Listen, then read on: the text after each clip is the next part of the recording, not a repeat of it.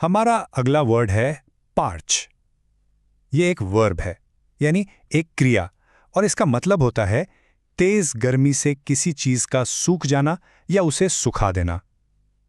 तो सोचिए, जब कोई चीज गर्मी के कारण बिल्कुल ड्राई हो जाती है, उस सिचुएशन को डिस्क्राइब करने के लिए हम पार्च वर्ड का यूज करते हैं। आइए इसका एक एग्जाम्पल देखते हैं। The hot sun began to parch the fields. इस सेंटेंस का मतलब है कि तेज धूप ने खेतों को सुखाना शुरू कर दिया। यहाँ पार्च ये बता रहा है कि गर्मी इतनी ज्यादा है कि जमीन से सारी नमी जो मॉइस्चर होता है वो खत्म हो रहा है। और एक इंटरेस्टिंग बात, पार्च का यूज सिर्फ जमीन या चीजों के लिए ही नहीं होता, हम इसे अपनी प्यास बताने के लिए भी यूज कर सकते हैं। For example, after the long hike my throat was completely parched. इसका मतलब है लंबी पैदल यात्रा के बाद मेरा गला पूरी तरह से सूख गया था। तो जब आपको बहुत तेज प्यास लगी हो तो आप कह सकते हैं आई एम पार्च्ड।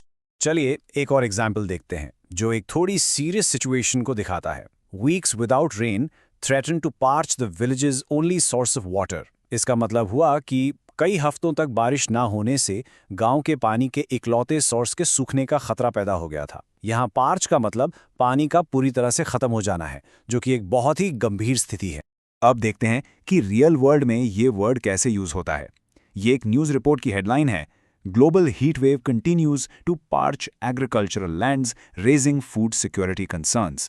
इसका मतलब है कि ग्लोबल हीट वेव खेती की जमीन को सुखा रही है, जिससे फूड सिक्योरिटी यानी खाद्य सुरक्षा को लेकर चिंता बढ़ रही है। इससे आप समझ सकते हैं कि क्लाइमेट चेंज जैसे इंपॉर्टेंट टॉपिक्स में ये वर्ड कितना कॉमन है। ओके, अब बात करते हैं पार्च के सिनोनिम्स की, यानी समानार्थी शब्दों की।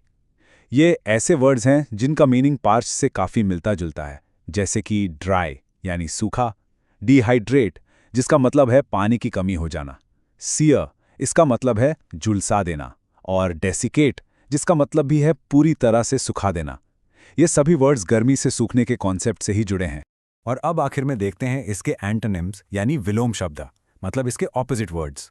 तो पर्च के ऑपोजिट वर्ड्स हैं मॉइस्टन यानी हल्का गीला करना, हाइड्रेट यानी पानी देना, ड्रेंच जिसका मतलब है पूरी तरह से भिगो देना, और सोक जिसका मतलब भी है भिगोना। ये सारे वर्ड्स नमी या पानी से जुड़े हैं। तो अगली बार जब आपको एक्सट्रीम ड्राइनेस या थर्स्ट को एक्सप्रेस करना हो तो पर्च वर्ड का यूज जरूर करें। बस आज के लिए इतना ही, मिलते हैं नेक्स्ट वीडियो में। Happy learning, bye bye.